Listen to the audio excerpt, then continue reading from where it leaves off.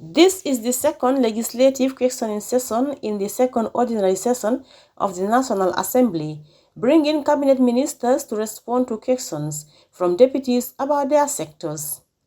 The session started with correction and approval of records of votes of the last proceeding, after which the Minister of Interior, Siaka Sonko, was called to the podium to provide answers for deputies who wanted to know if the ministry has any plans to make driver's license renewable every 5 to 10 years. Honorable Alajimbo for Upper Salem said the current annual renewal is time-consuming to both applicant and the ministry and against the Transport Act. I think it's a very good idea to change the way licenses are being renewed. That is why initially, before it used to be every December, we also found when we are traveling to Senegal and so on, we decided to make it to be issued on the anniversary of the issuance, so that at least they don't have to all go to the renewal points at the same time.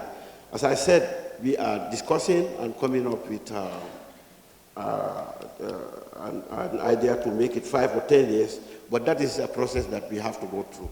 Other questions centered on the purchase of new uniforms for the security fraternity, constructions of police stations in certain constituencies, and plans to reduce the alarming rate of vehicle accidents in the Gambia, mobility, especially emergency responses, and the alleged GPA theft case involving employees at the billing rate. Thank you, Honorable Speaker. Due to insufficient budget allocation in 2023, an approved budget of $5 million is allocated for acquisition of vehicles, which is grossly inadequate to meet the mobility needs of all police stations with such constraints. Investigation is currently ongoing, but the panel recommended for an audit exercise to be conducted due to the huge amount involved. Thus, on the 24th March 2022, a letter was sent to the Gambia Ports Authority to initiate the audit exercise. However, efforts remain futile. Like any other institution in this country is faced with a lot of challenges due to budgetary constraints.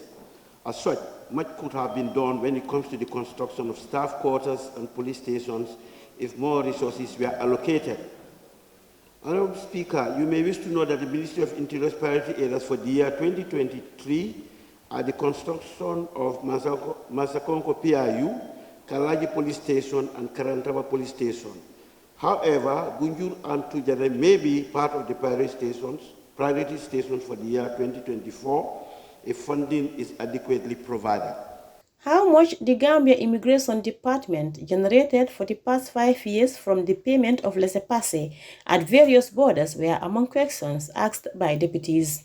May I inform this August Assembly that no funds have been generated since laissez-passer is a legal instrument issued on gratis by the Gambia Immigration Department for people traveling without a valid traveling document as provided by Section 7A and B Immigration Act Cap 1602.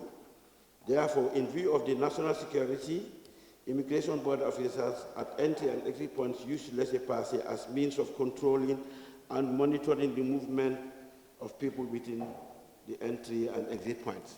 Other supplementary questions were brought out by deputies covering air exclusive tax fees, levies on passengers, and the laissez-passer. I became aware of an increase on the payments at the airport from $1,000 to $1,200. I wanted the CEO to come and talk to us. We have a focal person in the immigration director. She was not responsive. I decided then to make a press statement to say what we agreed on was $1,000 or $20. As we speak, we are reviewing this particular contract, and very soon we'll come to a conclusion about what happens with security report. Minister Sonko could not provide answers to all supplementary questions, saying he does not know the accounts where collected fees are saved.